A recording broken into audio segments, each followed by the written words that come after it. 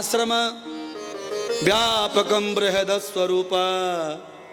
राम, 4 आश्रम हैं, उसमें गृहस्थ आश्रम सबसे बृहद है, इससे बड़ा आश्रम नहीं कोई। तो अभी तुम बड़े आश्रम में चले गए हो तो तुम्हारी जिम्मेदारियां भी बड़ी बड़ी हो गई हैं। अब तुमसे मां नाराज हो सकती है, अब तुमसे पिताजी भी रूठ सकते हैं, मामा बहुत जल्दी नाराज होते हैं। ध्यान रखना, अभी तक तुम आजाद थे, मम्मी परेशान थी तुम्हारे प्यार के लिए, तुम्हारे पीछे लिए घूमती थी, खाना खा लो खाना खा लो। अब तुम्हें मम्मी के पीछे घूमना पड़ेगा, माँ खाना खा लो। तुमने जिस दिन माँ को नहीं पूछा उसी दिन सीता बदनाम हो जाएगी। जब से बहू आई है तब से छोरा को रूप बदल गए, सीता बदनाम ना हो जाए, क्योंकि सीता जनक की पुत्री है, संस्कार भर के आई है, तुमसे गलती ना हो जाए। राम, अब आप समझ गए वशिष्ठ क्या सिखा रहे हैं, तुम्हारी जिम्मेदारी बढ़ गई। और इसीलिए शादी आफत है, किस किस को मनाएं, सब रूठे रहे में महाराज।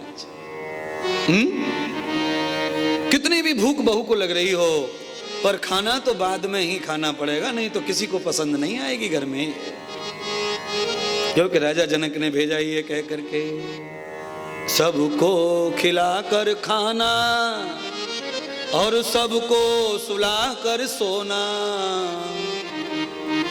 सबको सुलाकर सोना और सुबह सबसे पहले उठ जाना। ये सारा ज्ञान दे के भेजा है। और मैं कहना चाहता हूं, घर की महिला का यही धर्म है, दादी हो, अम्मा हो, बहू हो, पर घर में जो सबसे छोटी महिला है, सबसे छोटी, उसको सबके बाद में खाना, सबके बाद में सोना और सबसे पहले उठना, ये हमारी आर्य संस्कृति है, ये लक्ष्मी की संस्कृति है और ये गृहिणी की संस्कृति है महाराज। नहा लो धो लो, सासू माँ उठेगी, ससुर जी उठेंगे, पतिदेव उठेंगे, उससे पहले नहा धो के पवित्र होकर पूजा बंधन करके तैयार हो जाओ, देवताओं की सेवा करनी पड़ेगी।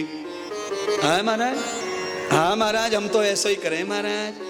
11 बजे से पहले तो महाराज हम मैक्सी नहीं उतारते, तुम तो नहाने की बात कर रहे। हम तो भूतनी की ड्रेस में घूमते रहे घर में। चाय पियेंगे गुड्डू के पापा, चाय पियेंगे? नहीं, चाय नहीं, बिस ले आ, बिस। सुनिए, सोने के लिए कोई भी ड्रेस आप पहन लो, मुझे कोई एलर्जी नहीं है, पर जगने के बाद जगने की ही ड्रेस होनी चाहिए। क्या मेरा क्या बुरा है? जब दिन भर तुम दूसरी पहनते हो, सोने के लिए बदलते हो, तो जगने के लिए भी तो बदलना